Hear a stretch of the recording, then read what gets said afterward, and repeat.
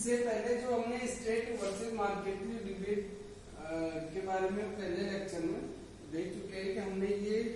समझा था कि इसके रीजन क्या थे, इसकी ग्रोथ क्यों हुई, इस डिबेट की बात क्यों हुई। तो जैसे ये जो रीजंस हमने देखे तो उसके बाद में जब स्टेट ने अपना रोल बढ़ाया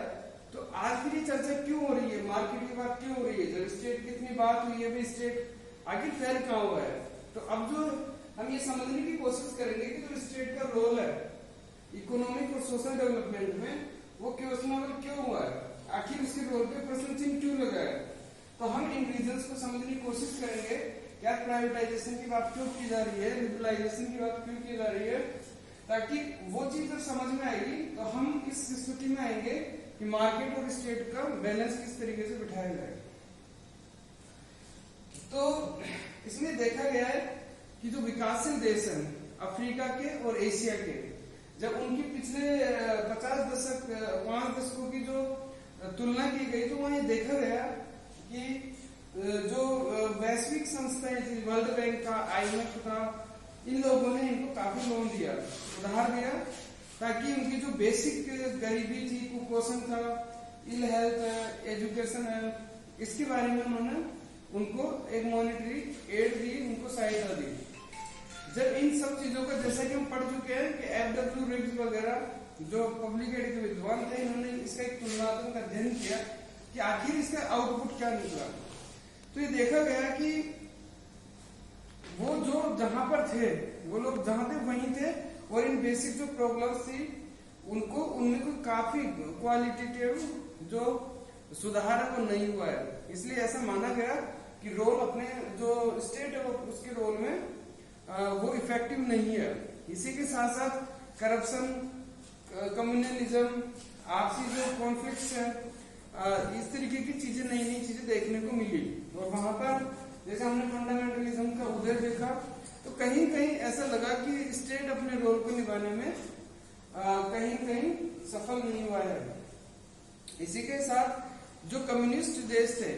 जैसे सोवियत यूनियन है, उसकी कोलैप्स हो गया है 90s में, तो उससे ये भी जाहिर हुआ कि कहीं न कहीं उनके जो सिद्धांत है, उनकी जो आइडियोलॉजीज है या स्टेट का हद से ज्यादा इंटरवेंशन है, वो कहीं न कहीं लोगों को एक घुटन की तरफ ले जा रहा है, और जो प्राइवेट सेक्टर की जो चीजें हैं या गुणवत्ता की जो चीजें वो उनको नहीं मिल पा रही है।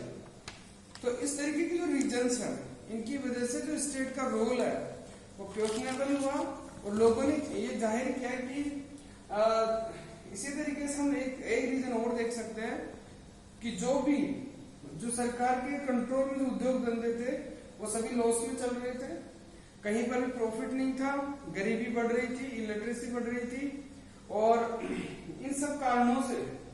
ये जानने का प्रयास हुआ कि आखिर अब इसका क्या सिस्टम किया जाए,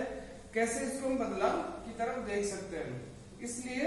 जो प्राइवेट सेक्टर है उसकी भूमिका की तरफ लोगों का ध्यान आकृष्ट हुआ। तो हम ये समझ सकते हैं कि इन सब कारणों से स्टेट का जो रोल था वो उसमें एक क्वेश्चनेबल हो गया। इसके अलावा अगर हम देखें तो जो ईस्ट एशिया के कुछ देश हैं, जैसे कि जापान, कोरिया, ताइवान, इन देशों ने अपने स्टेट का जो रोल था उसको मिनिमाइज किया, इकोनॉमी में उनका रोल कम से कम किया, वहां पे प्राइवेट सेक्टर को ग्रोथ करवाई। तो आज उन्होंने अपनी टेक्नोलॉजिकल एडवांसमेंट के आधार पे और इनोवेशंस के आधार पे उन्होंने अपने देश को स्ट्रॉन्ग बनाया, मजबूत बनाया। तो ये भी एक कारण था इस दिशा की तरफ सोचने के लिए कि भाई जब ये लोग बिना स्टेट की मिनिमम रोल के बेस पे इतना डेवलप हो सकते हैं, तो फिर अपन क्यों नहीं इसमें कर सकते हैं। तो ऐसे ये जो रीजंस थे, इन्होंने स्टेट के रोल को क्वेश्चनेबल बनाया और मार्केट का जो इम्पोर्टेंस है सोसाइटी एवं इकोनॉमिक डेवलपमेंट में उसकी तरफ लोगों का ध्यान आकृष्ट किया। तो अब हमने दो चीजें डिस्कस कर ली कि रीजंस क्या थे इसके,